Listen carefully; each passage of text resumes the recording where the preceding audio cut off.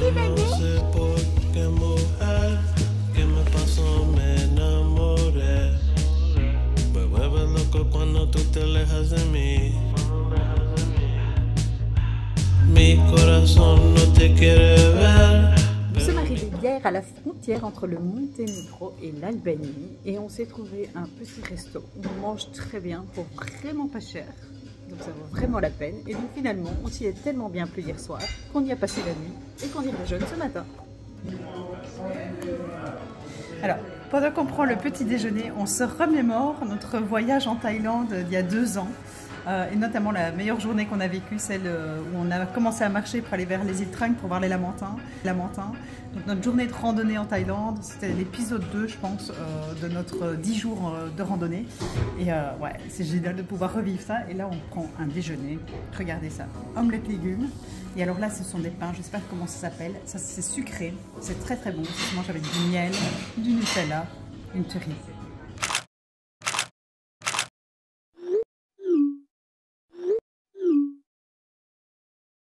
Ces chutes sont magnifiques. En plus, il n'y a personne, il n'y a pas de touristes à cette saison, donc on est tout seul. Et elles sont belles, elles sont belles. Alors, elles sont peut-être pas aussi hautes que celles du Niagara, mais en termes de beauté, d'environnement, elles n'ont rien à leur envier. Franchement, c'est super beau. C'est un endroit irréaliste, c'est un peu un petit paradis. C'est trop joli.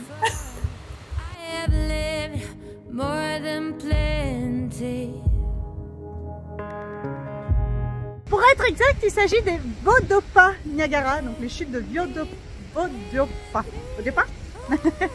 Et donc voilà, très très beau. Et alors il y a Benoît qui est en train d'essayer de faire des réglages sur son appareil. Ces derniers temps, il y a un bug et donc il n'arrive pas à pouvoir faire les plans comme il veut. Donc il fait des réglages, pendant que nous, on profite de l'endroit.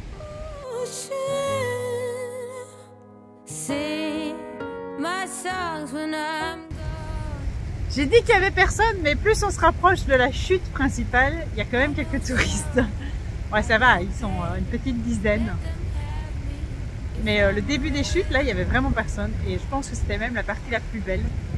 Ici, là, on arrive à la chute principale. Ouh, il y a des problèmes de focus. C'est à cause de l'eau qui passe devant moi, regardez. Hein? C'est fait comme je suis à côté des chutes, j'ai de temps en temps des petits embruns qui passent devant. Et donc le focus se fait sur les embruns et pas sur moi. C'est beau.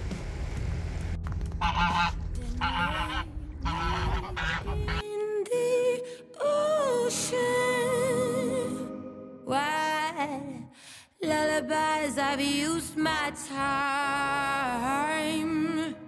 Now lend me to the ocean.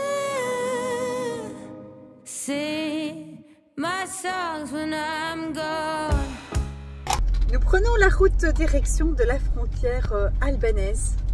Donc ça y est, on a fini notre séjour au Monténégro. Il est temps de passer à un nouveau pays, nouvelle étape. Et donc voilà, on est super contents. On a hâte d'y être parce que franchement, on nous a vanté les mérites de l'Albanie. Et de ce qu'on a goûté au niveau du restaurant ici qui faisait de la cuisine albanaise, je pense qu'on va apprécier.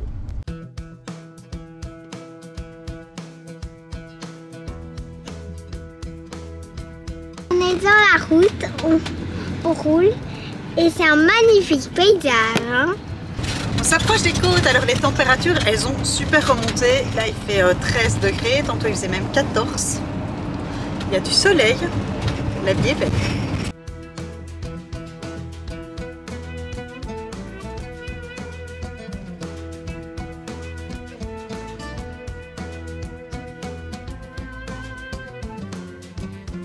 Nous quittons la frontière et en fait on n'a jamais eu autant de temps à une frontière, mais visiblement côté monténégrin leur système était down et donc ils ont dû encoder les 6 passeports manuellement, ce qui a pris pas mal de temps. Nous voilà en Albanie, c'est officiel.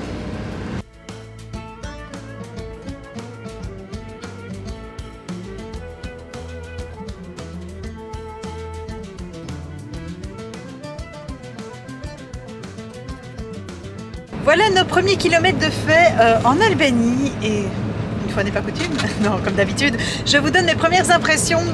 Alors les paysages sont toujours très beaux, c'est très aéré, c'est une grande plaine avec des montagnes tout autour.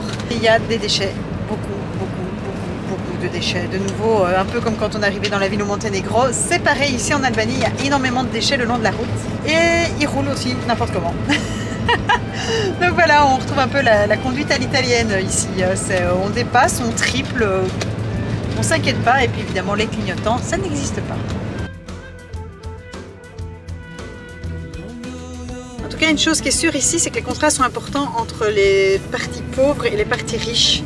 Donc en fait, au milieu de la ville, on peut passer d'un espèce de bidonville dans une décharge à des grosses voitures de luxe. Donc voilà, ça c'est vraiment ce qui, en tout cas, me frappe ici dans les premières heures passées en Albanie.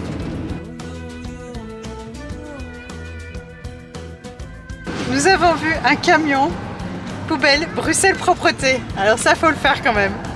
À mon avis, ils rachètent les anciens camions belges. On se croirait à Bruxelles.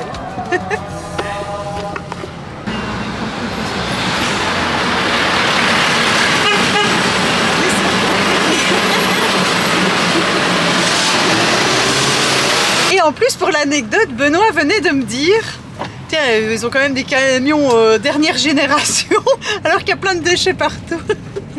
Et oui, les camions belges. Dernière génération, je ne sais pas, parce que s'ils sont ici, à mon avis, c'est qu'ils sont plus dernière génération. Et ils ont laissé le petit autocollant Bruxelles Propreté. Voici notre premier repas en Albanie. On va se régaler. On a pris des goulash, des soupes de légumes, des soupes de viande, une bonne salade et un repas typique albanais avec une sauce, si j'ai bien compris, poivron, tomate et du fromage. On va découvrir tout ça. Alors, comme ce matin, on a beaucoup mangé, énormément mangé. En fait, on n'a pas mangé à midi. Et donc là, il est 4h11 l'après-midi. Donc nos horaires sont complètement décalés. Il est 4h11, on mange en Albanie. Voilà. Et alors, on se retrouve confronté au même problème qu'à chaque fois qu'on arrive dans un pays, l'Internet. Et ici, mais c'est pas les mêmes prix qu'au Monténégro. Non, en Albanie, visiblement, c'est beaucoup plus cher. C'est une sorte de 30 € pour 100 GB. Bon, 100 GB, c'est énorme, hein. Mais voilà, c'est 30 €. Il existe également des e-SIM, des cartes qu'on peut acheter sur Internet et qui se mettent directement via l'électronique dans le téléphone. Mais en termes de prix, c'est quand même assez similaire. Et on préfère le physique, donc on va quand même essayer d'aller voir chez Vodafone, pas très loin d'ici. Et puis on essaiera de se trouver un spot pour la nuit. On a très bien mangé. Et là, il commence déjà à se faire tard, il commence déjà à faire noir. Donc on va se dépêcher d'aller chercher cette fameuse carte SIM parce que nous, en fait, c'est un indispensable pour pouvoir travailler, pour pouvoir uploader les vidéos. Sans Internet, on ne fait pas grand-chose. Donc voilà, maintenant je pense que c'est pas le cas de tous les touristes. Il y en a qui peuvent très bien vivre sans Internet et je vous le souhaite. Mais nous, c'est assez compliqué et compter que sur les Wi-Fi, des restaurants, des pompes à essence, c'est un peu light quand même ici avec tout ce qu'on doit pouvoir publier. 3 km par là, un monsieur extraordinaire qui parle français et qui m'a indiqué où est-ce qu'on pourra avoir ça. Ah, génial! Et je crois que ça se voit à ma tête qu'on n'est pas du coin. 3 km par là. Ouais, parce que je suis arrivé, il m'a directement parlé français. Je dis, mais comment vous parlez français? Alors, allons-y. Tu lui aurais pas demandé, on pouvait laver notre linge, faire une paire de coups. Non, il y avait du monde et des bébés qui pleuraient. Ok. Donc déjà qu'il m'a fait passer devant tout le monde, c'est toujours un peu...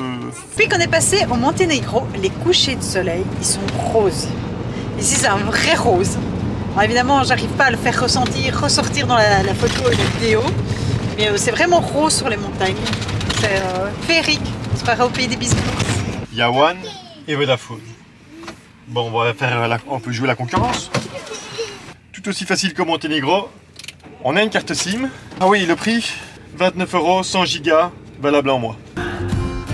N'oubliez pas de vous abonner à notre chaîne YouTube et pourquoi pas de nous rejoindre sur Patreon. Le prochain épisode y est déjà disponible.